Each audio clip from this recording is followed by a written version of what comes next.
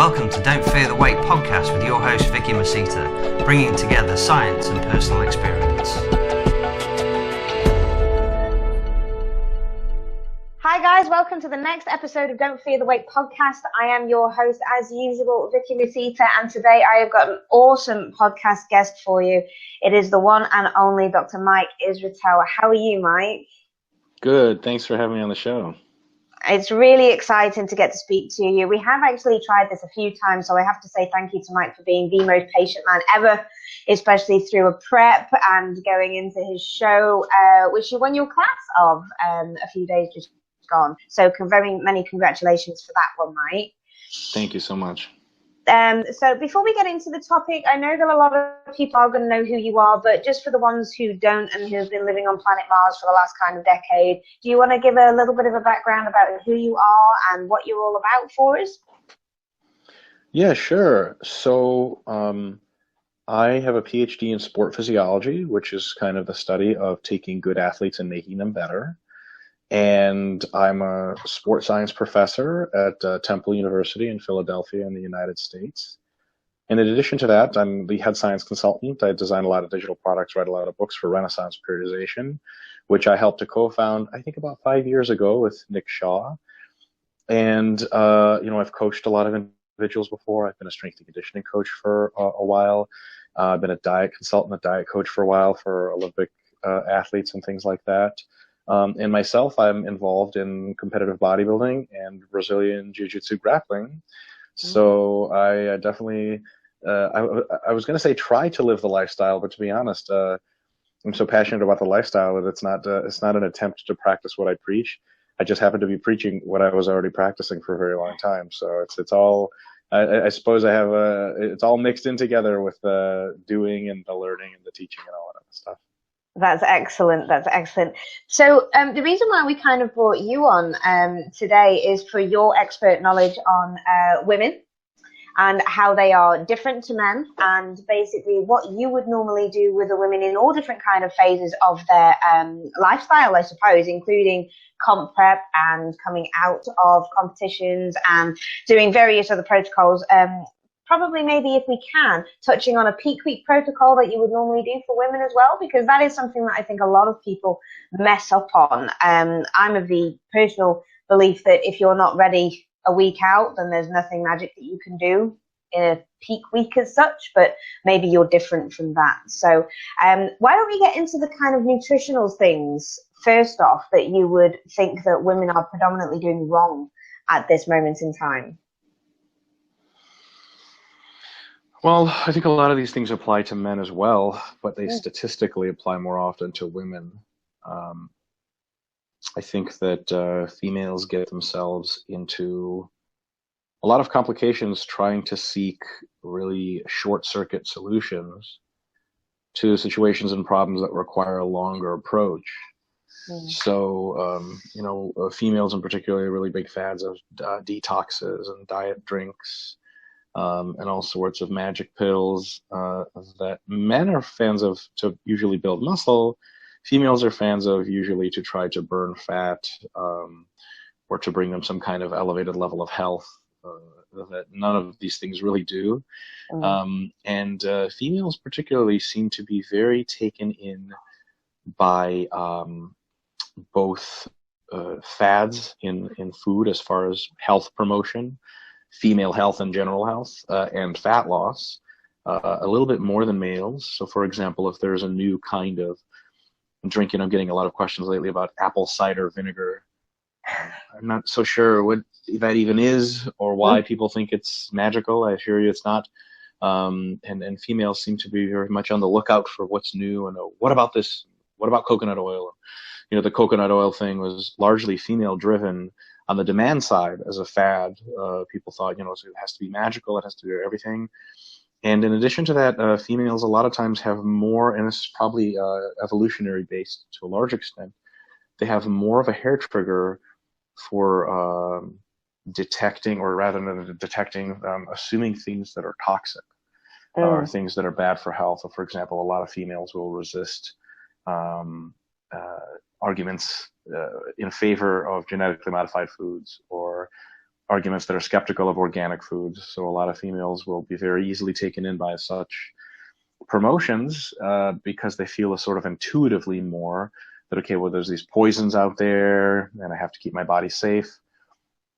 Interestingly enough, from an evolutionary perspective, the female reproductive system is quite a complex thing and is very susceptible, especially at various times, to toxicity. And females, generally speaking, over evolutionary history, engaged more so in the gathering than in the hunting, although they did a bit of both.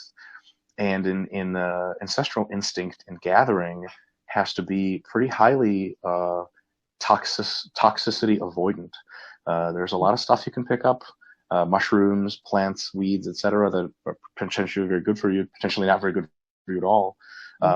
And especially when you're in the fertile time of life, or when you're raising children, or when you're feeding your children, those instincts to avoid toxins at all costs can be very flared up because during child development, especially prenatal, actual toxicity can very much impact things. So females tend to go through more pronounced attitude towards food avoidance. So if you tell males, hey, listen, artificial sweeteners are bad for your health, on average, most males will be like, oh, okay, great, I'll just stay away from them, and then have them every now and again anyway. If you tell females like artificial sweeteners are really bad for your health, high percentage of females will be like, oh my God. And they'll watch other people drink them and they'll go out of the way. So you're killing yourself with that stuff, right? And you go, Jesus Christ, but really, you really think that? And they're like, absolutely, it's poison. There's poisons and toxins all around. And there's magic foods all around that can heal and nourish. And it turns out neither one of those are really almost ever true. So it's one of those things that when you're involved with coaching females with diet, or more than coaching, educating females on diet, you have to take kind of this whole slate of proclivities towards certain foods and declivities away from others, and just kind of clean it out just a little bit. Say, okay, let's just drop all of this. And you have to build food fundamentals from the ground up and say, okay, what's really healthy is lean protein sources, veggies, fruits, whole grains, healthy fats as the most of your intake, and you can have a little bit of junk food and that's okay. And then as long as you're not consuming like radioactive waste or something like that, or eating paint, there's no danger to, chemical additives to foods. Most of them are incredibly safe. And once you've laid down that foundation, a lot of females, months and especially years later, when they've really taken into it, find that their lives are so much less complicated and there's so much less anxiety towards food. Because as you could probably imagine, and maybe you can speak to this as well, because I think you and I both, I think everyone's come from a background of believing those kinds of myths. And that stuff is really like, it's really anxiety driving, isn't it? You just think like there's foods at the grocery store that are just terrible, off limits, that'll kill you. And there's these other magic foods you have to find. Like, I just have to, you read these magazines of, what's the new food? Oh my God, apple cider vinegar. Like that's the food. That's what's been missing for my fat loss journey. That's why I'm not healthy, is this one food. And maybe there's another food next month they'll discover. And women will look out for this. And then, I'll get comments on Instagram or Facebook and say, but what do you think about this new thing? And like, you can just, my answer to anything about this new thing is I don't think much about it at all. Until there's 10 years of research behind it, I don't think anything of it.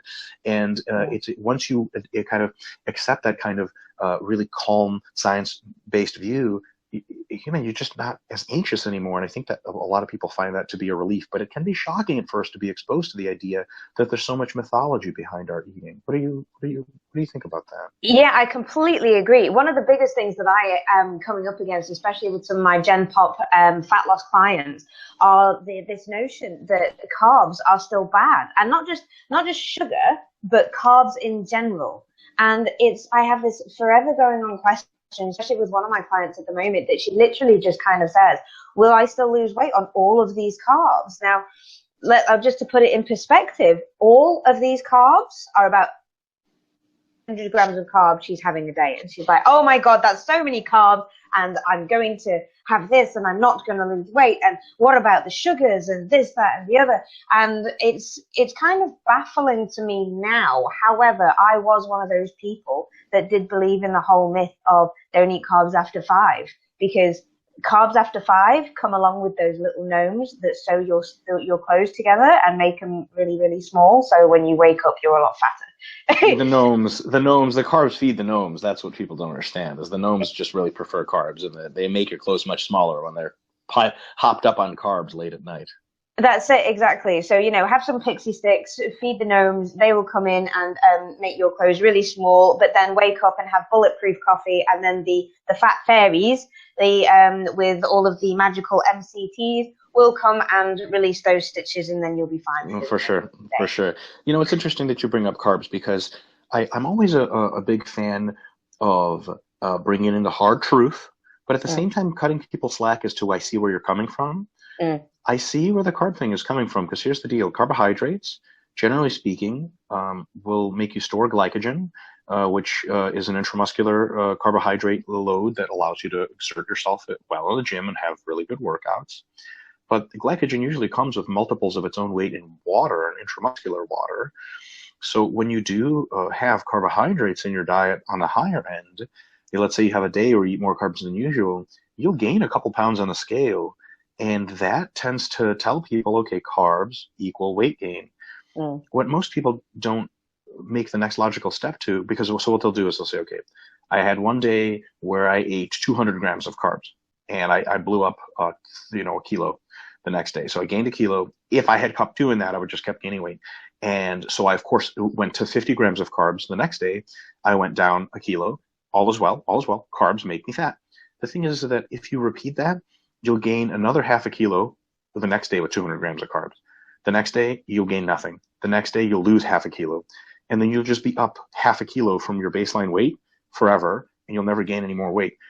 My God, to us bodybuilders that are 100 kilos, 110, 125, trying to gain weight, if only we could eat 200 grams of carbs and that's it to gain weight. Matter of fact, bodybuilders, that whole idea that if you're going to clean bulk or whatever, it means basically eating a lot of protein and carbs with very little fats. The mm. amount of carbs you have to eat to gain weight, if your fats are low, is this obscene. It's like 600 to 800 grams a day. It just gets really old. I don't want any more carbs. Please, God's sake, I don't want any more food. So they asked a bodybuilder, Jay Cutler, who was eating 1,200 grams of carbs to try to gain weight. They said, well, what is your typical cheat meal? He's like, I don't have a cheat meal. If I had to quit bodybuilding tomorrow, I just wouldn't eat anymore. Please, I don't want to eat anything. So the deal is that, more carbohydrates, you're just a little heavier, but that's not an exponential loop. It's just a little heavier all the time. The advantage is your muscles are fuller and you have better workouts and you actually gain muscle a little bit faster and lose fat a little faster over the long term. So people take this 1 day or 2 day, I had a lot of carbs. And a lot of times, let's be honest, when people have a lot of carbs, they're not like, I had a really good day of eating, but I added a little bit of oatmeal to each meal. That's not how it works. You go with your friends, you have sushi. And nobody just has sushi. You have a lot of sushi. You have pizza. You have all these carbs with a ton of salt and a ton of water. And then a lot of that bloat isn't even intramuscular. It's subcutaneous when you're just holding water. You think it was the carbs, but it really wasn't the carbs. It was water and salt and a little bit of the carbs. The carbs just flatline your weight just a little higher than it was, but they don't make you exponentially gain any more weight. And I think people get scared. They draw back on the carbs. They see that water weight loss and they go, okay, so if I pull back, I just don't have any carbs, I'll just keep losing weight. But the thing is, an isocaloric diet that's ketogenic or close, low carb, you're not going to lose any weight at all on that. You're just going to stay, but you're going to be deflated. Your mental energy is not going to be as good. Your workouts are going to be crappy. So what we're saying, ladies, is yes, carbs do make you gain weight for like a day or two, and then it flatlines. And then you're just a better version of yourself, and you can build muscle and burn fat. And almost all of these girls that are on YouTube and Instagram, the physique girls that are just jacked and ripped to shreds, they eat a bunch of carbs all the time. As a matter of fact, at Renaissance, one of the things that we're really proud of that Nick and I did was we brought carbs back to CrossFit. This CrossFit, these unbelievable outputs, these people put 4 hours of training in per day. They were Yeah. eating 50 grams of carbs. We were like, okay, how about 300? And a lot of people were like, no way, you guys are crazy. Some people were like, okay, fine. They tried it. They're like, I'm up 3 pounds. And a couple of them, we were like, don't. We talked them off the ledge, just stick with it. And then they're two weeks later, they're like, I had the best 2 weeks of training of my entire life. 3 months later, they post a picture, 6-pack for the first time in their life. All of the CrossFit stuff has gone completely insane. And some people are like, wait a minute, what's going on? They post their meals and it's carbs. And they're like, oh, really? All these carbs? And then all of a sudden, it was one of the situations where people were like, okay, well, I guess the carbs are kind of good. And every new client that comes in, on average, most of the clients are like, okay, I got my templates or I got my diet personally written by RP. I noticed the carbs. I'm scared. And because we have a really big client support group on Facebook, RP clients on Facebook, if viewers want to join, I'd be more than happy to let them in. All the other clients are saying, hey, look, I was scared too. Give it some time. you're gonna gain a little bit of weight, and then it's just gonna start falling off after that because it's a hypocaloric diet. Sure enough, everything went super well. And a bunch of people now, we have thousands of people eating tons of carbohydrates compared to what they used to in the best shape of their lives. Yeah. But if you don't admit to people like, look, I understand you're going to gain some water weight, it's tough because if you're like, no, carbs are fine, and then they gain a kilo, and you're like, I gained a kilo, and you're like, nah, whatever. They're just not going to listen to you, right? So you have to be upfront and say, yes, there will be a little water weight gain at the front end. But you say, look, give us a week. I promise you won't just keep gaining weight. And the thing about which you have to point out about low carb diets too, is people say, well, I lose a bunch of weight on low carb diets. I'm like, really? How long you lose weight for? They're like, well, 5 days. And what happens after? They're like, well, not much. Like, well, that's all water weight. That's not real weight loss. And they're like, oh, well, I guess. So it's kind of like, you go to the doctors to get a vaccine. It's a pinprick. It hurts, but then you're disease free. Just the same thing with carbs. You're going to gain you're going to gain a kilo or two when you start eating carbs, but then that's the pinprick. And then after that, everything gets much better. So if I think we admit that up front, we don't have to try to trick people into eating carbs. Yeah, absolutely. Totally agree. And I think it's really good that you say that by saying you will gain a little bit of water weight or just weight in general, because weight on the scales can mean completely two different things, can't they? I mean, you can gain weight but lose inches. And that's what a lot of people still don't understand. They're still very, very afraid of the scale weight.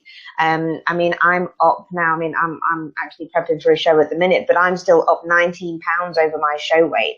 And I've actually got a smaller waist measurement than I did do on stage. Wow. At the That's moment. really impressive. Yeah, I was quite happy with it, to be honest. I've worked really hard. Yeah, that's a really good result.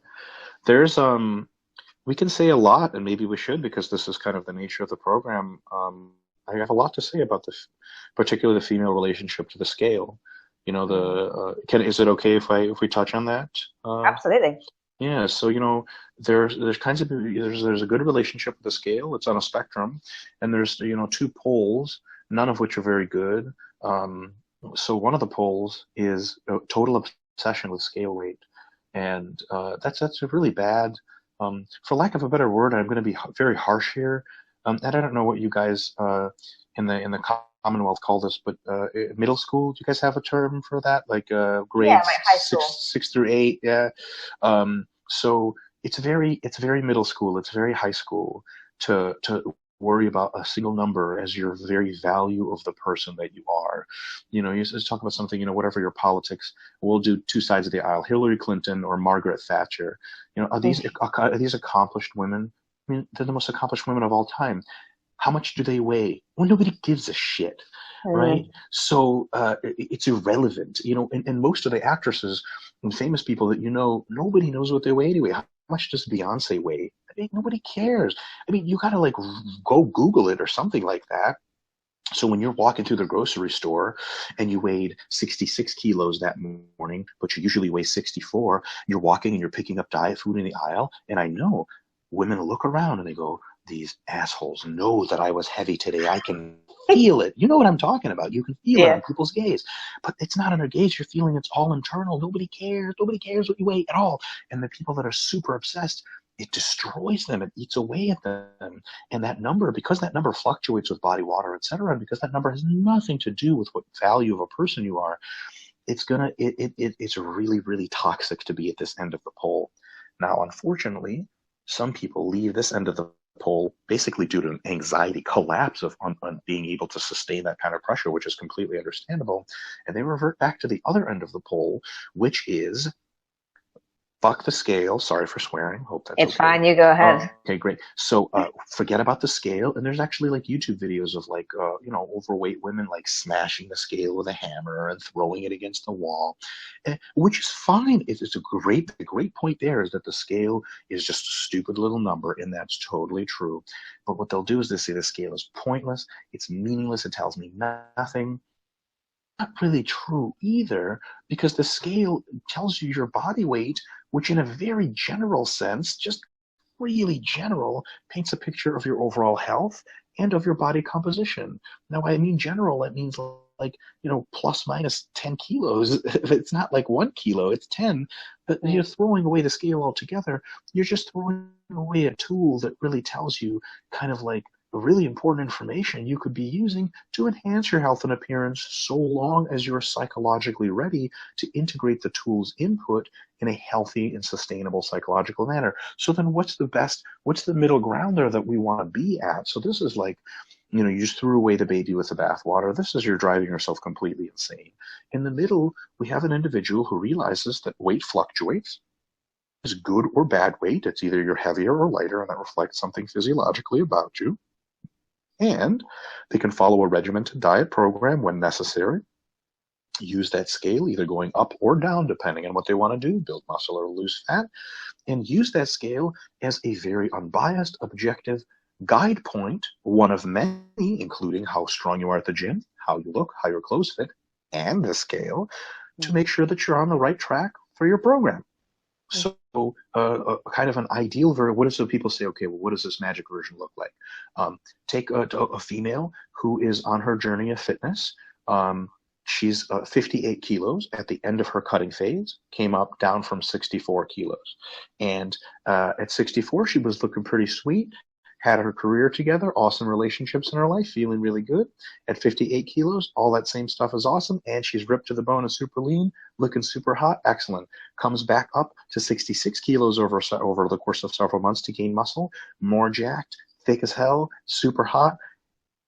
It's all good. And I guarantee you that other women don't give a shit because they're worried about themselves, and the guys definitely don't give a shit because guys care about shape, and they care that you are a walking, breathing female, and that's about it. So if you talk to a guy and you're like, hey, look at that girl over there, do you think she's hot? He'd be like, yeah. I'd be like, what do you think she weighs? He'd be like, I don't know. I don't care. Like, the guys aren't keeping track of your weight, right? And if they are, they're probably not the kind of men you want in your life, like a 15-year-old or something like that. So it's one of those situations that when you really look into who's freaking out about the number, you're left with two groups of individuals. One is completely, and I'm very sorry to say this is very rude, not politically correct, completely psychotic women in very bad places in their own journey with their own emotional health that you don't probably want to associate with too closely. Like if a woman's like, hey, what'd you weigh today? And you're like 60 kilos. She's like, didn't you weigh 58 last week? And you're like, mm-hmm. She's like, are you sure you're not like getting super fat? I don't know. I feel like you're like, yeah, I feel like you're kind of nuts and you need a psychiatrist. Like, you can be like, well, thanks, Stacy, for that input. And you're so sweet. I'm glad you care. But I'm actually gaining weight on purpose, believe it or not, which to a lot of women, when you tell them you're gaining weight on purpose, they're like some kind of machine breaks or something like that. They're like malfunction, smoke starts coming out the ears. Yeah. But, so fundamentally, who cares about how much you weigh? Really insane people who are not in a good place in their own psychological health. And then the insane part of you that lives in you, and you shouldn't feed the troll, right? So if you reduce these levels of insanity, it turns out weight is just a number on which to base your fitness goals that you objectively choose within a range of health and appearance, all of which are awesome. There's just different kinds of awesome. It's almost like saying, which flavor of ice cream do you want to be? Do you want to be chocolate, vanilla, or do you want to be strawberry? Well, they're all really delicious. Do you want to weigh 70 kilos, 65 or 60? It just depends on what kind of flavor you want, and that's a lot up to you and your fitness goals. Yeah, definitely. I love the ice cream analogy because ice cream is just yummy. So I think everybody should just be ice cream. For sure. One thing I did want to touch on when you were just saying that, I think weight stresses women out quite a lot. And not just in women, I'm going to talk in general, actually. Sometimes the scale weight does stress people out a lot. And that in turn makes them think that carbs is even worse, because they say that stress and cortisol levels go up high. And then by having more carbs, you're going to retain more of that water. And that way you're going to make more weight on the scale, and et cetera, et cetera. So what's your viewpoint about having carbs and cortisol in the same system at the same time? So like a lot of people, I know it's one of those things, isn't it? Because a lot of people say that don't have carbs in the morning because, or some people say do have carbs in the morning because you're more susceptible because you've gone through an overnight fast. But then other people are saying don't have carbs in the morning because your cortisol is going to be high because you've just woken up with a big loud alarm clock from your iPhone going off, and that shouldn't be happening. So what's your viewpoint on that? Well, I'm really glad you brought this up. And this is one of these myths that is completely pervasive and is ironically just completely rejected in the first semester of undergraduate exercise physiology. I can't believe this is still a thing that is perpetuated And a lot of it, has to do with like bulletproof coffee and stuff like that, right? They say, well, no, wake up, you can have fats, but don't eat carbs because cortisol causes fat gain. Okay, some truth to that. So don't have carbs because then they'll be stored as fat. First thing to say, even before we get to the carbs and cortisol, if you think carbs are stored as fat, which sometimes they are if they're consumed in excess, what do you think fat's stored as? Hmm. Fat. If fat is the easiest thing to store as fat, it has to go under no processing whatsoever. It just goes right into the fat cell. With carbohydrates, they have to go through in a pretty complex cycle to actually get converted. That cycle is not completely efficient, and it doesn't like to be pushed unless carbs are very excessive. Excess protein is very difficult to actually turn into fat.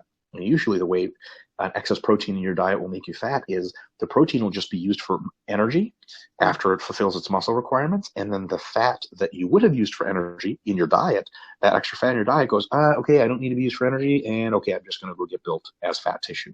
So protein by itself is very hard to turn into fat. Carbs are pretty hard to turn into fat, although it's possible. Fat is easy to turn into fat. So these people drinking these coconut oil smoothies with coffee in the beginning of the day, Jesus, you're just supplying fat stores directly, right? So first of all, that's an interesting idea to begin with. Second of all, this is what I like to call high irony. So the fear is that high cortisol, correct me if I'm wrong, the fear is high cortisol plus high carbohydrate equals fat storage. Is that correct? Correct. Yeah, correct. So here's the reality. Exercise physiology 101. Ingested carbohydrates reduce cortisol secretion. Yeah. I can't put it any more simply. So when people say, you can have carbs while your cortisol is high? Like, yeah, you should, because it'll lower your cortisol. And they're like, oh, really? Like, yeah, it'll just lower it. And they'd be like, but then what happens? Like, well, the carbs do whatever they were going to do, and if cortisol's low. So actually, as soon as you have carbs, you start burning less muscle. Your stress levels go down. By the way, you'll notice when you have carbs, it tends to promote relaxation, which is part of the reason it reduces cortisol. So literally, in order to have simultaneously high cortisol and high carbohydrate, you would either have to be in an unbelievable fight or flight environment or just to be exogenously injecting cortisol or something crazy.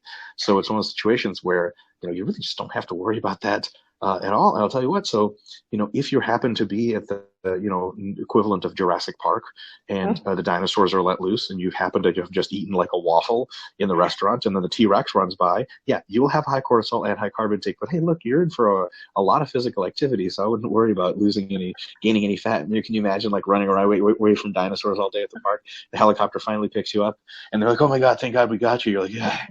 Jesus, I probably got fat today. I had that waffle and then I had cortisol. They're like, what the hell is wrong with you? What'd you have after? Like, nothing. I mostly drank my own blood for a while and here I am. But I don't think you gained any fat. That's a good point. So It's one of those situations where, the idea that I'm going to have simultaneously high carbs and high cortisol, it's basically almost impossible outside of really weird situations. And I would recommend consuming carbohydrates if you're worried about your cortisol being too high. As a matter of fact, it's such a one-to-one ratio that we often recommend for very long workouts or very strenuous workouts, consuming carbohydrate and protein beverage during the second half of the workout, cortisol, so that the reparative processes can occur and that it's anti-catabolic in nature. So this whole don't eat carbs with cortisol thing is just, it's blatantly put just the most pure nonsense ever. It's not just nonsense, it's backwards to the truth, right? And I would like to make that distinction. So when people say, organic foods are better than conventional foods, it's not opposite, because conventional aren't better than organic. It's just not true. It's just flat out like back to null, right? Back to zero. So they're just not better, but conventional isn't better either. They're both just fine. But when you say that carbs plus cortisol is a bad idea, that's actually literally backwards to the truth. Like, if you have high cortisol, high carbs are a good thing. It's not that they're a neutral thing, it's that they're actually good. So when people are like, well, I have high cortisol levels when I wake up in the morning, like, okay, well, if you're really concerned about that, you should have some carbohydrate. You don't have to have carbohydrate when you wake up in the morning. But to say that it would be a problem is literally backwards. So, and it baffles, I think, you and I both as to how this myth is continually perpetuated. I find it ridiculous because, I mean, I'm a bodybuilder, so after I do my big workout, I have a bunch of carbs. And it obviously helps the process. It makes me feel great, and carbs are yummy, and I have big bowls of cereal when I don't really care about it too much. Yes, but aren't you getting infinitely fat? Of course, yeah. That's all it takes. I would, with how many people think that carbs are what makes you fat. They would think like we could solve world hunger just by dropping off a couple sugar packets here and there in the desert. And people are like, oh, that's it. All I need is 4 grams of sugar, and I'll just never lose weight ever again. If only that was the case. If only that was the case, exactly. Yeah. Okay, cool. So why don't we switch over a little bit and then go into some training? Now, a big question that I had today was talking about lower back pumps. Okay. In their training program, there is some bent over rows from dumbbell perspective and from a barbell perspective. Probably not on the same days, so they've got like 2 upper days. And one of them is more predominantly fitness and I can't even think of the word. Specific, sorry, fitness specific.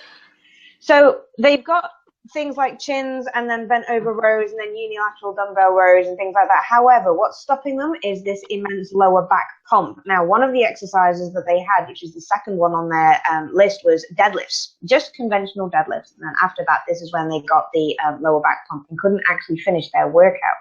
Now, what would your viewpoint be on that?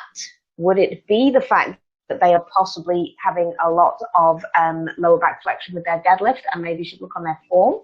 Or would it be something else that maybe their lower back is just a little bit too weak? Or up to you. What would you like to say about it?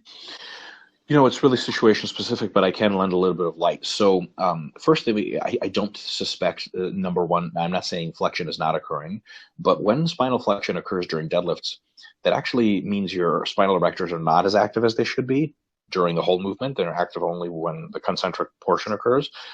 So I think that if you keep your back tight, like you're supposed to, you keep your lower back arched and lordotic, which is great. It's safe. It's a good idea for deadlifting. You actually get just as big of a back pump, if not bigger, doing that because you're actually using your spinal erectors to keep your back like this versus letting them slough off a little bit. If your back pump is really killing you, you actually do start to round over because you're like, well, turning on my spinal erectors really hurts because I have this huge pump in them. So I'm going to turn them off, and then you start rounding. So a big problem with the back pump isn't just that you can't keep doing your back training because it hurts so much that you can't maintain your technique. That's problem number one, but that's a secondary problem. The primary problem is the people that say, fuck this, I can still keep going, and they start rounding their back. And then that really gets you into trouble with injury risk, as you're I'm sure well aware. So I wouldn't say that it's a back rounding issue. I think people who are keeping their back tight are just as susceptible, if not more, to lower back pumps.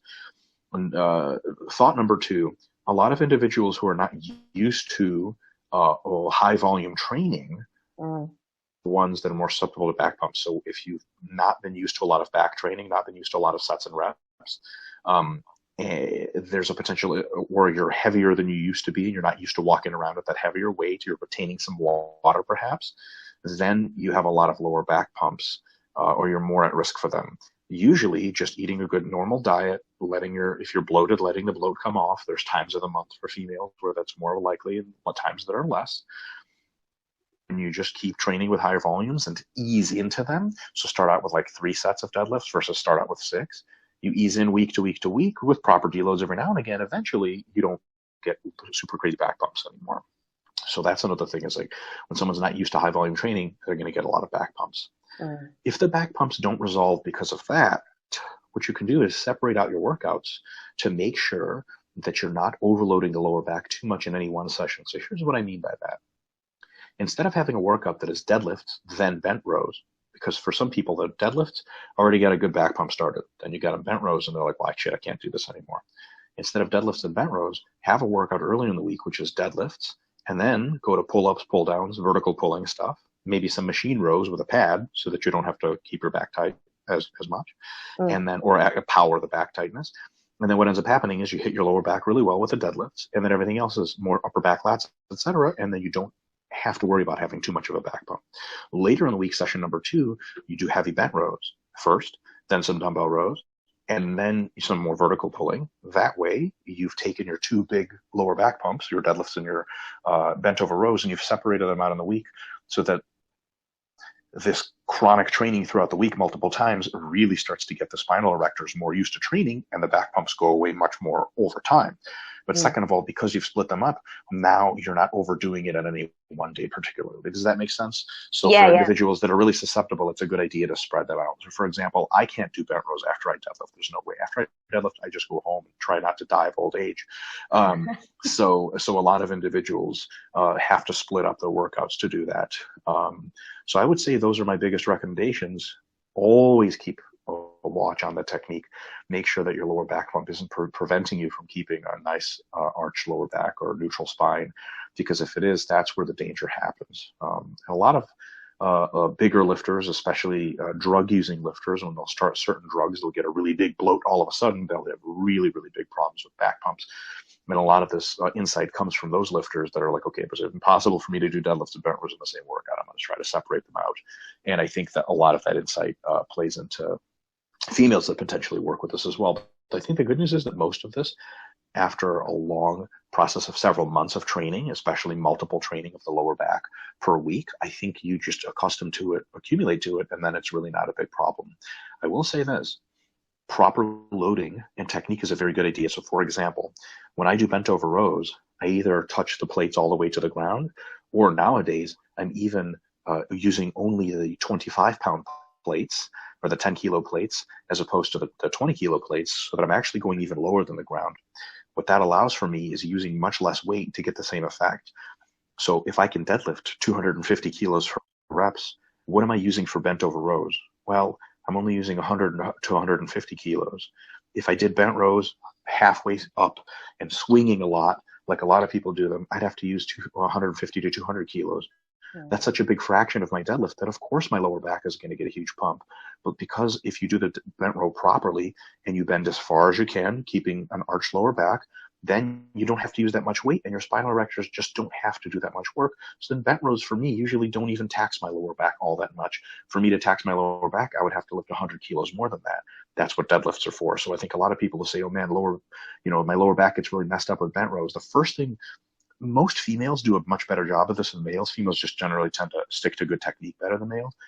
But especially males, but some females, when they say, man, bent rows really mess up my lower back, I'm like, ooh, show me what your bent row looks like. And all of a sudden it's this swinging BS with way too much weight. And of course it's messing up your lower back. Or they'll say, I can't feel it in my lats. I have no idea how you feel anything in anything. Your bent row technique looks like a nuclear bomb blowing up. So if you clean up the technique, you can use less weight and your spinal erectors have to support less load. Lower back pumps are less likely. Yeah, okay, that's brilliant. Just whilst you were saying that, no, it's actually completely gone, so I might have to come back to that one because I had a really good question and then it's just blown it. So no worries. Let me say something else really quick while I'm on the subject, if that's okay. Yeah. So the silver lining to a back pump is this. When you have a lower back pump, that means that you're accumulating metabolites in your spinal erectors. That means they're being overloaded. That means they're growing. I'm not sure if any of your viewers Google me and look at my pictures. My rear lat spread, it looks like something happened. There's like I have two asses. Like I have my spinal erectors literally stick out. It's a really cool look. It wins me a lot of comparisons. It's probably a good reason why I did well in my show recently, because as soon as we turned around to the back and did the lat spread, people like I literally had judges laughing at me. One of the judges said it looked like a turtle. Or something like that, or some kind of toad. So you look like a frog or something with your back. Well, so that's a lot of work that was very painful on the lower back. It's a lot of lower back pumps. So when you have a lower back pump in the gym, you think, damn it, this sucks. Yeah, if it prevents you from training everything else, you got to work around it. But fundamentally, it's a good thing. It means your lower back is getting jacked, which is awesome. You get the back abs. And so it's kind of a silver lining sort of thing. Great. I'll make sure that he takes that away because that was an important thing that he wants because he's desperate to grow. He just wants to get massive. So, That's it. That's it. Get a lower back pump and look like a turtle. Brilliant. That's it. Okay. I did actually remember what I was going to ask you. So I know, yeah, it's great. Talking about women doing deadlifts. This is maybe another myth that I want you to kind of debunk, and you can probably guess what I'm going to ask you.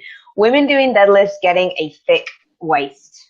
And obviously not looking great for the stage. Now, I deadlift a lot. I love deadlifts. And I have a teeny tiny waist. But I have a thick back, if that makes sense. So I have a little waist, but I've got really good thickness into my back now. So what would you say about dispelling the myth of having a thick waist for a female doing deadlifts? I think the kind of loads that you would have to do to thicken up your waist as a female are so extravagant that most women are cutting themselves a little too much slack when they worry about deadlifts thickening the waist. How do you get a thicker waist deadlifting? Well, you got to learn how to block properly, which most people don't do when they deadlift anyway. And you got to make sure that your obliques are really getting fired up and sore a lot. How do you do that? Usually with normal deadlift loads that bodybuilders go through, the obliques don't really do a whole lot. Obliques fire up when you're doing sets of 3 to 5 reps or less in a deadlift. Usually for most individuals, real oblique growth in the deadlift occurs at 150 kilos plus for reps. So if you're pulling 150 kilos plus all the time, your waist might grow a little bit. If you're pulling 90 kilos and you're worried about your waist getting big, I think you're kind of going insane. So it's one of those situations where, yeah, like if you're pulling, 350 kilos for reps, if you're a high level power lifter, you're going to have a little bit of a blockier waist. But to get that, I mean, it just requires very, very insane loading.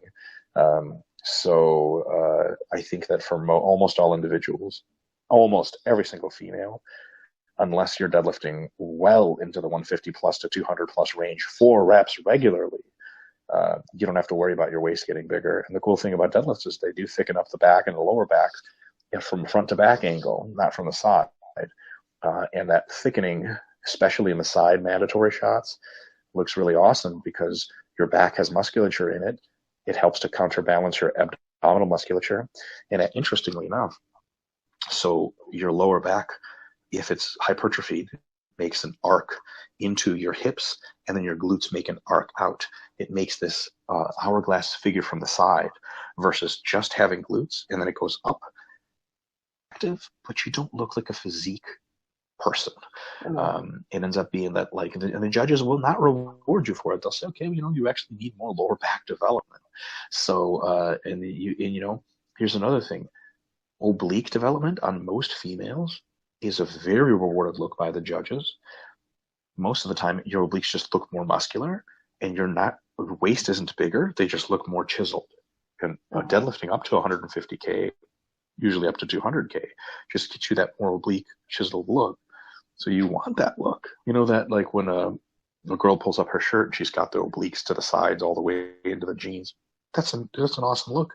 That's favored in competition. It's favored in most people's minds. If you don't deadlift heavy, you usually don't have that look. You just have like this waist, like a model waist, right? Like a Victoria's Secret kind of thing, which is like, okay, you're like a skinny girl. So the ideal look for females in physique sport usually isn't like super muscular quads, glutes, and hamstrings, and then nothing in the waist. It is that plus a small but muscular waist, and deadlifts are a big part of that. Should you be taking a 100-kilo dumbbell and doing one-arm side bends to get big obliques? No. But I think deadlifting up to very, very high weights for high reps is not going to risk overall waist expansion at all, but it is going to chisel that area considerably. Cool beans. Okay, so I know that we're obviously coming up on time, which is cool, but just very quickly for one of my very good friends, he wanted to have your opinion on peak week protocols. So we had a little bit of a chat last week, didn't we? And I understand that you were just going to eat all the carbs for 3 days, which was amazing. And I was following you to the sushi place, which just looked absolutely amazing with your platters. So what would you normally do for peak week protocols? If you can maybe do like a generalistic thing, or if you do things differently for women, that would be awesome. There's other people for peak week that I would talk to much more than myself. Jared Feather, is a natural pro bodybuilder that works for RP. I mean, he'd really be an expert if you'd want to have him on eventually. I think he could lend a lot of light. He's coached a lot more people than I have. Okay. But I can give the general principles pretty well. You don't want to come in under glycogen loaded, because then your muscles look flat and they're not as big as they really are. And you don't want to come in too dehydrated, because then, again, you look flat and you look sick and tired, especially for female competitors who are judged on their facial appearance, their skin appearance, and their general health and vitality. If you're sucked down and you look like death, you get marked down even if your body looks pretty cool. So in addition to that, you don't want to have a lot of subcutaneous water. So obviously that blurs all the details that you have in place. So then we have kind of like a little bit of a setup in the couple of days leading up to a show. I'll start with water. In the week leading up to the show, you want to drink plenty of water. The day before a show, you might want to drink kind of like a normal-ish, like smaller amount of water. And then the day of the show, you want to just sip on water a little bit so that not much of it goes into the subcutaneous space. Don't be thirsty or anything, but don't have a ton and then go on stage. For carbohydrates, you want to make sure that in the last couple of days, maybe 3 or 4 days before the show, you eat normal or even a little bit more than normal carbohydrate. I don't mean normal for the diet, I mean normal for off season to fill out. So we're talking about, for many females, 200 to 400 grams of carbs per day. You eat like that, your muscles are going to puff up and they're going to take all that water and put them in the muscles. And then all the way into the show, you want to eat plenty of carbohydrates. Maybe the morning of the show, you don't want a lot of food because you want to keep your tummy nice and tight. So the night before, you start to eat a little bit less carbs and less food, and then you wake up and have a little protein or something, go to the show. And then as far as salt is concerned, you want to eat normal amounts of salt the week before. That's really important because a lot of people start cutting salt early.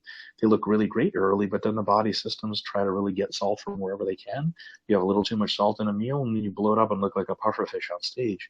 So plenty of salt, normal salt intake throughout the week of the show. And then the day before the show and the morning of, just a little less salt than usual to dry out the subcutaneous space. Ta-da! You step on stage, you look great. You have plenty of fullness in the muscles. They're pretty dry looking, but your face still looks like you're human. And that's the kind of fundamentals. And none of these shifts are really big. They're usually pretty small. And I think like you intimated earlier, for that stuff to even show. So if you're lean already, doing these little mini manipulations is going to make sure you come in looking real good. Because, if you're lean already, you could come in doing the wrong stuff, look not so great. That's what I did at my show last week because I got really sick. So, but you can do your best to look just a little better than usual. And I think the big thing to remember is be lean already, be ready for your show a week out, even longer. And then these little manipulations will get you that last little bit, 5%, to make sure you're looking your best. Extremes usually don't pay off is another cool thing from bodybuilding, peaking. Eating thousands of grams of carbs or drinking gallons and gallons and liters of water, going from all of the salt in the world to none of the salt is probably just really risky. Your body generally tends to look its best when it's close to homeostasis. If you disrupt systems, even if you disrupt them in the right direction, sometimes your body just goes really stress haywire and then it loses all of its best appearances. So just make these minor little changes. And lastly, just don't do anything stupid. Don't eat a whole bunch of cheeseburgers the day before and bloat up like a pufferfish. And other than that, just these minor alterations, and there's some details there that other colleagues of mine would know much more about. Those are kind of the basics to put in play, and they're similar for males and females. I will say this, because they judge females more on their skin, physicality and presence on stage, on their emotionality, and on their facial appearance, it doesn't pay off as much for females to make as extreme of swings. You don't win female shows by being bone dry. You win them by being pretty dry, but still have some vitality to you, especially natural shows. They're not looking for someone crispy in the body, but looks like Willem Dafoe in the face or something like that, completely strung out. Because I've literally seen judges pull girls aside after the show, and the girl says, what do I have to do to win? So, gotta looking more healthy. No, you're in good shape. You just look a little strung out. So I think for females, relations usually don't pay off. So if you look really well a week out before the show, you look great. Just come in looking like that. Just the night before, have a little less water, a little less salt than usual. That's it. Just come in. You'll be looking great. So I was at a show, the show I just did. I said my coaches kind of paid attention to some of the stuff going on backstage, and some of them said that some of the girls there, bikini girls, figure girls, said that they hadn't eaten anything solid in 24 hours. They hadn't drank water in 24 hours, no salt in a week. And it's just like, all right, well, you just look really strung out, miserable. Good job. And some of them, they looked a little drier. Is it worth it for female competitors? Probably not. No, absolutely. I get that, because my last prep, I was prepped really, really badly, and I did actually look really bad on stage. I mean, I was only like 6 stone 10, which was about 94 pounds.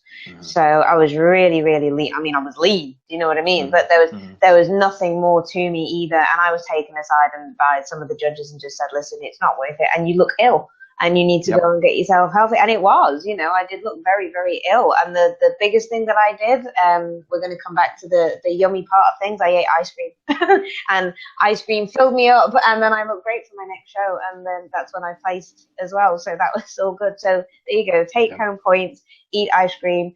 Don't have ice cream when you're running away from dinosaurs in Jurassic Park. And just chill out, I suppose, and just enjoy the process. For sure. Absolutely. Cool. So very last thing then, Mike, if it's okay with you, what would be the one thing that you would advise females to do if they're just starting off on a prep journey? What would be your take-home point? For contest prep? Yeah. Give yourself enough time, do everything right day to day, and let your body change.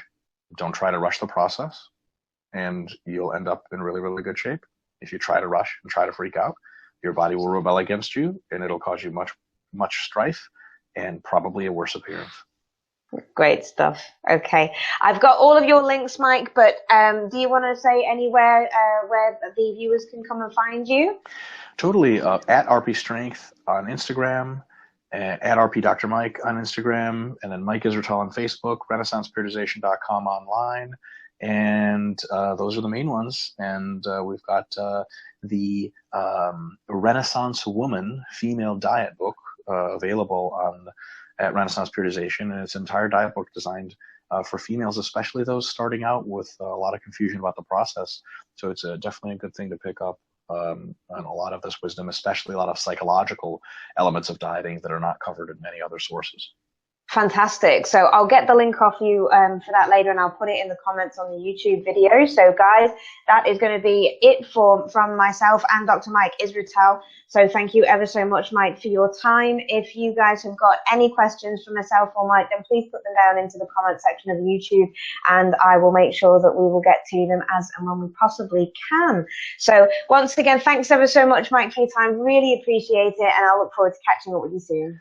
Thank you so much. Take care. Bye.